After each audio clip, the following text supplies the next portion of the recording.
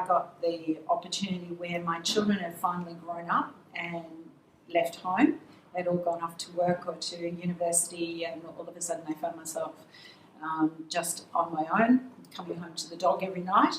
And I thought, this is probably the time when it would be really good for me to go and explore this and get some more information.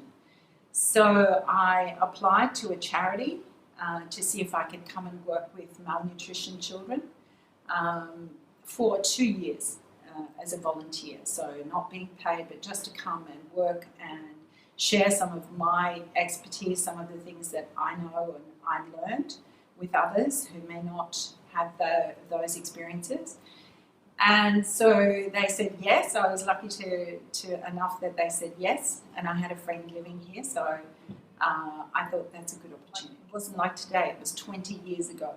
So back then there was no internet, there was no sort of access with magazines and things that you could get information. So I really wasn't even sure what I was coming to live in. I thought maybe I'm living in a grass hut or something. I had no idea. And when I arrived in the airport where nobody spoke English. Not one person had one word of English 20 years ago, and trying to find my way, and there was about 10 pieces of paper that you had to fill out to get through immigration. And it was all in Vietnamese. There was no English translation. So I didn't know what I was filling out, and they kept sending me away saying it wasn't filled out right. So right from the start, it was traumatic. When I went through customs, they searched all of my bags. I felt a little like a criminal. It was like you were a foreign face, so therefore, they had to check you very thoroughly. And I came outside the airport, and I'll never forget, I walked out through those doors into the most horrendous heat I had ever experienced. And I was from Queensland, so I didn't think that there would be much difference between tropical Queensland and Vietnam. But there was that feeling of hitting a wall of heat, and seeing all of these people, just everybody with the same colour hair, the same colour face, everybody looked the same, and I felt so different. And I saw my friend who was there to pick me up, which was such a relief. I felt very relieved because I felt very confronted by the whole situation. I then started to live in the community, and I had to learn how to live. I didn't know the rules and regulations. Nobody spoke English, and I really didn't understand how things worked, and I had to find my way around. So I like to be in control of that. That's just me personally. So I figured that I had to have a plan. So I sat down on my third morning here and decided I need to get into the community. I need to figure out how I can live. I need to understand how I can get around. I need to understand what I can eat, because there wasn't anything on any menu that I understood at all. And so I decided I would go out every day and I would take a new path, and I would plot my paths. I would learn the names of the streets. I'd figure out where restaurants were. I'd identify them. Restaurants where I felt there was things that I could figure out on the menu that had photos of things that I recognised. So for a while there, I used to say, I joked and said I felt like an Aboriginal every day going out hunting for food that I can eat. I had to plot my path to get from where I was living, which was District 3, down into the city, and I wanted to find several different ways to do that. So I learned all the names of the streets in District 1 and District 3, so that I felt I was more in control, because you would get in a taxi, they would know there wasn't many taxis back then, and there was only one taxi company, the Vina taxi, the yellow one, and they didn't speak English, and so many times you got stuck in taxis where they would just drive even though they didn't know where you wanted to go. So you felt you had to be in control. I was learning the language, not very well, but learning as much as I could, and I learnt strategies of how to do things. So it was really important to figure out writing down names of places, taking business cards. It's still something I do today. And that helped me. And it was quite funny that maybe a month after I was living here, I was talking to friends, and all of those friends, and they had cars. Their drivers would just take them to where they wanted to go. And so I realised that I knew all the names of the streets. I knew exactly how to get to places. I could say it in Vietnamese to their drivers when they didn't know where they wanted to go. And that I all of a sudden felt like I actually fit here. I feel really comfortable now. I felt in control and got my power back, that I didn't feel so vulnerable. I didn't feel so scared. I felt really confident and competent in living here. So I started working with the children in the, it's kind of a hospice, I guess, for malnutrition children. But then through there was a lot of other projects that we did.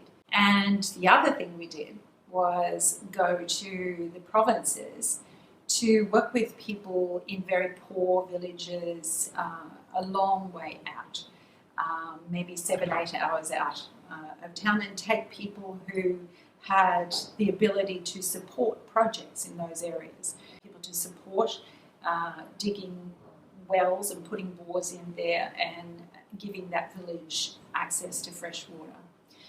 Made me feel amazing. I realised that this was something I hadn't had experience of living in those villages, but I started to recognise that I could talk about those things, and I could talk about those people's lives in a way that I was advocating for them.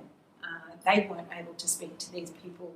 They weren't able to connect with those people with money and who want to help.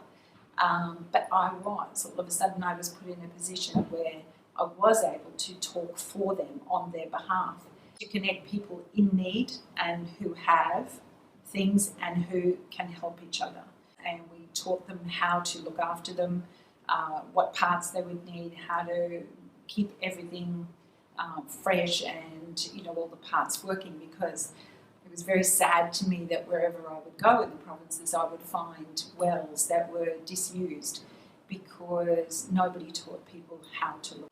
Through that I learned I actually have those strategies. I didn't know I had those before. I didn't know that I could do those types of things. I didn't know that I could be of help to so many people. I didn't know that I understood how to be so organised. I didn't really understand prior to that I had the ability to impact on so many lives.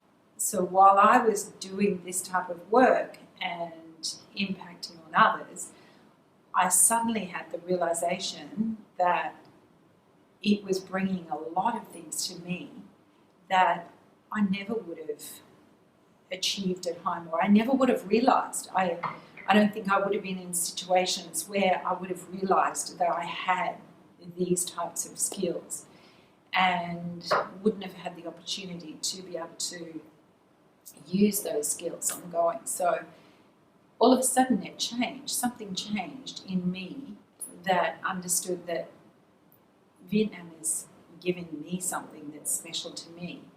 And at the same time I realised that when I would go home to Australia for holidays, I would then say, as I'm preparing and packing my suitcase to come back, I would be saying, I'm going home. So there was all of this happened around the same time that I had this strong realisation that this is a great place for me, that I have a great fit here. I fit. Sometimes you can feel like you just fit perfectly in a place, and I had that realisation. And I realised that coming back on the plane, I was saying I was going home, but I also, in my heart, I was going home to here. So it was a big change, both mentally and emotionally, that I was feeling it in my heart. And when I'd arrive at the airport here, and remembering back to the first time I arrived at the airport here, and now arriving here, I just felt I'm here, I'm home, and I confidently go through the airport processes.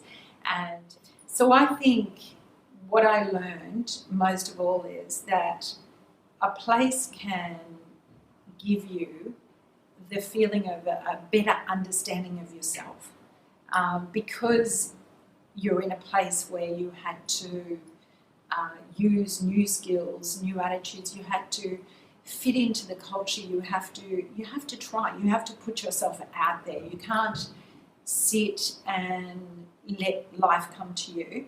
If you're going to a new place, it's a new challenge, a new adventure. It's exciting. You have to understand how the culture is to figure out how you fit there. I actually feel that I've known more about me now living here than I did living in Australia. So I think that's probably, if you look at the challenges that I went through, the opportunities that came along, and the new values and attitudes and organisational strategies that I learned along the way and learned about myself, I think maybe you can understand a little bit about why I call Vietnam home. Thank you.